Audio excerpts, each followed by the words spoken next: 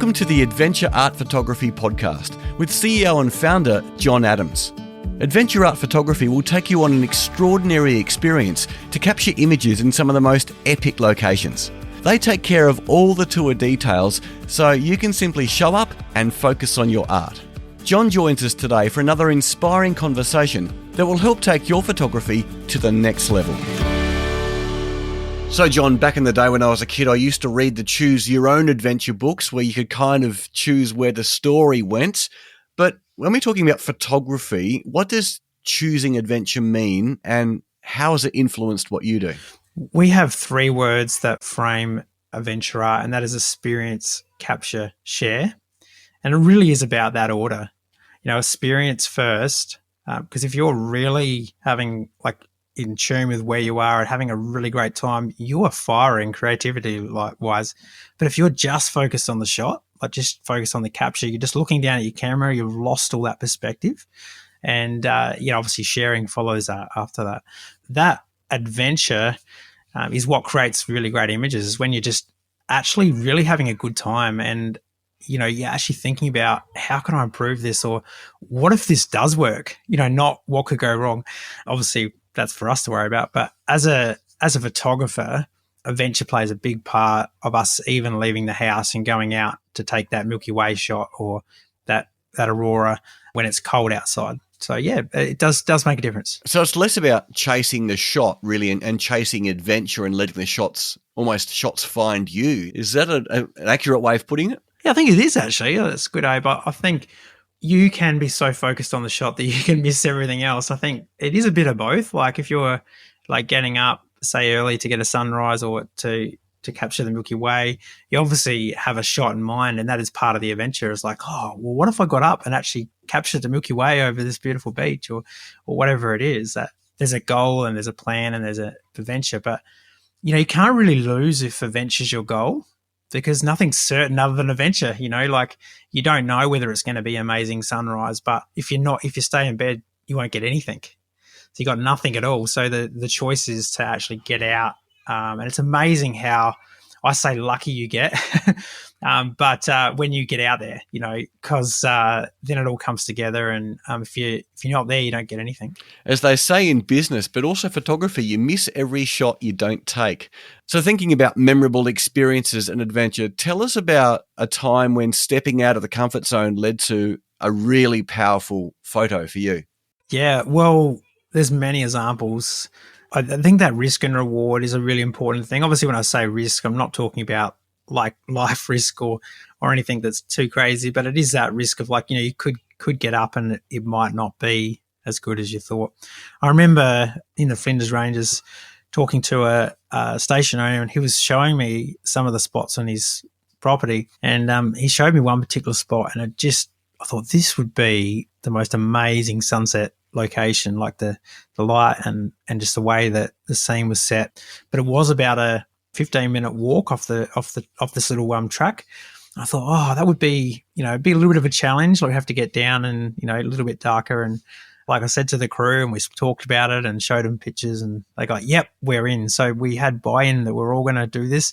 And we had to just do this little walk. It was a bit of a slight hill, but it wasn't too high.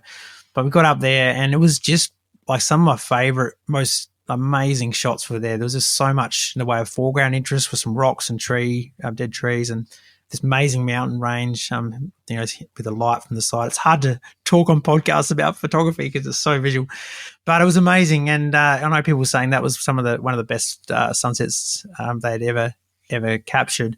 And I remember just with our head torches, just wandering back down, just saying, yes, we did this, And there was a lot of safer in the way of we could have just jumped out and taken a shot over just over a fence there, and it would have been okay. But to be able to push to get that amazing shot, and the reward we got, I think we just come away with that sense of wow from that little bit of effort we put in to take that next step. So we're not always adventuring on trips. Let's talk about the everyday. How can photographers inject a sense of adventure into their everyday shooting? Yeah, I think that's where it all starts, Abe. I think when you actually just have this sense of photography is not just about these settings and dials, but it's about out there, like whether it's your garden and you're chasing a bee around and trying to get that shot and seeing that as a challenge and just enjoying the process. I feel like that's what photography is all about. And I feel like it's been a little bit lost in so much competition and also that sense of the settings, which are all really important, by the way. But that adventure has really filled my soul. I guess even just outside of photography, there's something passionate that comes out of that sense of adventure. And you come back and, like you said before, whether you've got the most amazing shot or not, you've given it your best shot, and you've had a heck of a lot of fun in the process. And I find that even with things like, say, light painting, where you're just trying new things with a light. This is taking, by the way, for those that don't know, light painting is when you're opening the camera up for say 10 seconds or longer, and you're actually doing some painting with light painting tools, like anything really. It could be fire or just a torch or your phone. But you're actually out there creating something really unique and having fun. And whether you love the photos you come away with or not, you just had so many laughs and you come away with something really unique. So you call your tours adventures, and we're talking about adventures. What do you offer guests that they couldn't do themselves on these adventures?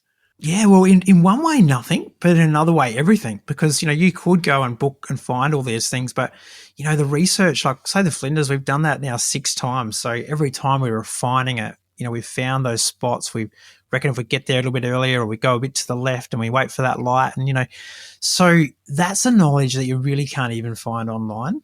And then having obviously the guides that have been to those locations before, but also know photography really well and also that community, which you can't necessarily get on your own if you're going there, like that of sense of, we all know as photographers, if you go with somebody who's not a photographer, they're like rolling their eyes once you've been there for 2 minutes and taken that shot. And we're only just getting started because there's so much to capture. And when you're with a group of passionate photographers, they're like, when you say, oh, look at that light, they're all like, yes, let's go.